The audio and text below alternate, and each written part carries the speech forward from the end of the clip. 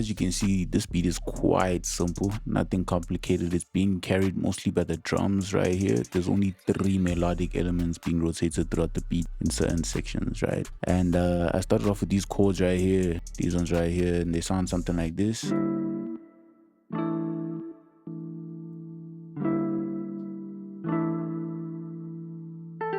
Right, something like that. How I got these chords was I was thinking of something melodic but still a bit eerie, you know what I'm saying? So I started with G, right? I started with G. If you skip 2 notes in between and you place one down, right, and then you skip 3 and then you place one down, you've just created a G minor right there, just like that. That's a minor chord right there, right? A minor triad. It looked something like this. So this is what we had so far.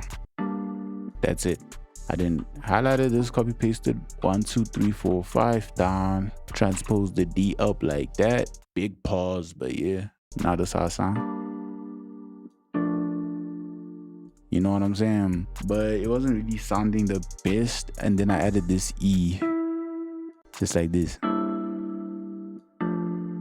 Started to sound a bit better, but I was like, no, I needed to be constant in there.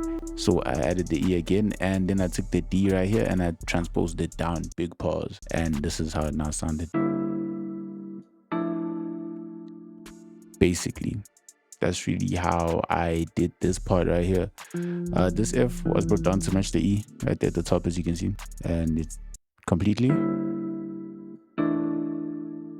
That's it. That's basically how I came with these chords. At the end, yes, just a little run from the top, just for it to transition back into those chords. I then copy pasted these over another preset in Omnisphere. The exact same chords right here sound something like this.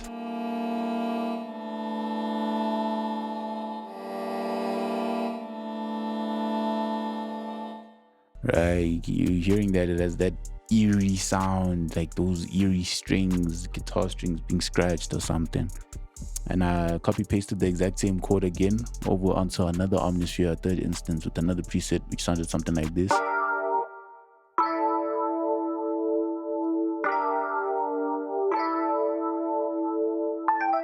So as you can see, it's the exact same chords, just a different use of presets really for the sound, right? And all the melodies together sound like this.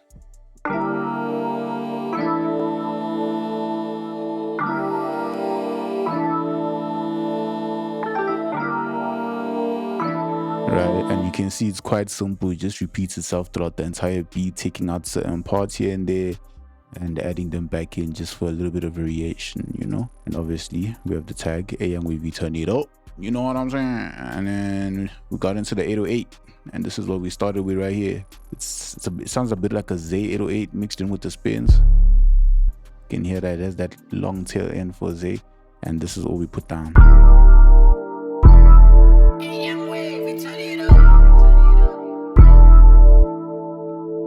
That's really it, you know what I'm saying? Just 2 notes, which is just the root notes, the D and the E, right? And as you can see right here, if we go back to this pattern, that's what we have, D and E, exact same.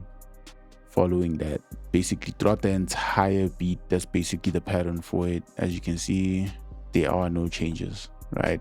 But it did get a bit stagnant, so I decided to add a second 808 right here. It has a 3 hit, right? So the other one would be hitting, as you can hear. After this offbeat, it hits the 1 2 3, you know what I'm saying? On the offbeat, it's with the snare or the clap on the 7th right here. 1 2 3 4 5 7. You know what I'm saying? Typical trap. 1 2 3 4 5 6 7. And that's what I'm talking about. So yeah, I just put that pattern down on this section. Same thing basically,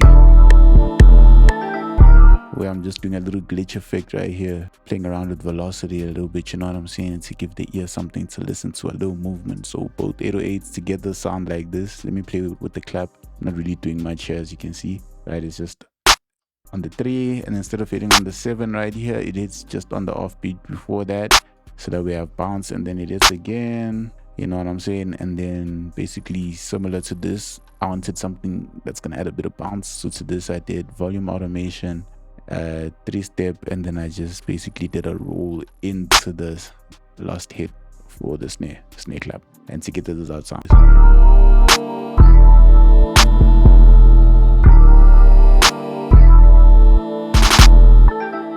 right? And as you can see, we're already building bounce, a sound. We're really doing enough for that, you know what I'm saying? This is where now we actually get the true sound, which is the hats right here. The hats, as you can see, seems quite empty, but there's multiple of them, you know what I'm saying? There's multiple sounds that are building that bounce. So let's start off with this hat right here. So this hat right here, it's in 3-step, right? As you can see, it hits on the down right here, the first two normally, and then from then on it's rolls.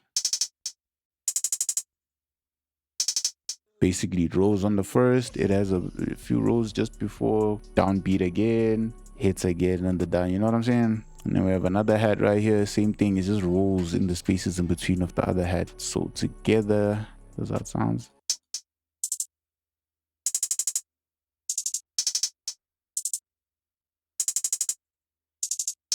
You see, just playing in between the spaces of this one, so it's a call and response type of sequence. However, there was still a bit of space, so I added a third hat. Yeah, so now we had a third party to it, right? So now it's first hat, second, third.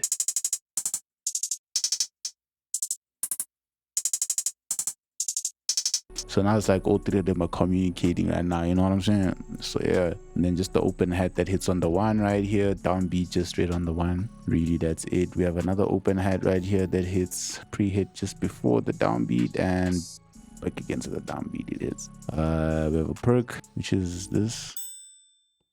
It's like a bell sound. It's hitting on every beat basically, you know, just in key, which is D. And then we have this perk as well.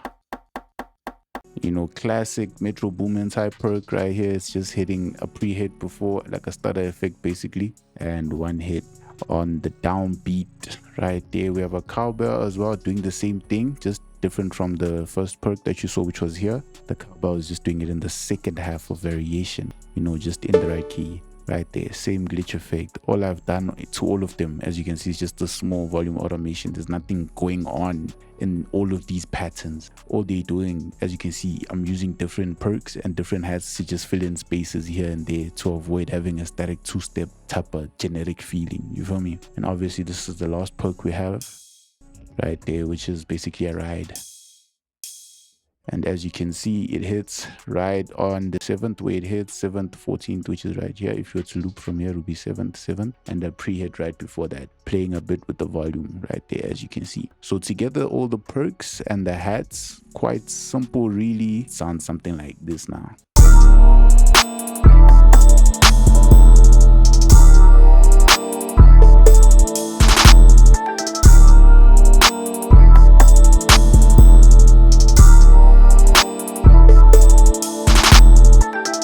You know what I'm saying? And that's basically the full beat. That's really the full beat. Moving on to mixing for this, I didn't do much on the master. You know, you need to have a clipper. You can use any clipper of your choice. I just use classic clipper by T-Rex. So yeah, and then for Omnisphere, the first instance, we just have a reverb. These are the settings right here, and I cut off some of the lows using this EQ here at the bottom. Obviously some volume adjustment. For the second preset right here, this one, we have an EQ cutting out some of the lows, a reverb with a bit of a low cut as well in the reverb. As you can see, the settings right here, and then we have this EQ right here at the bottom as well, cutting out just a bit of the highs and more of those lows, lowering the volume to 64%.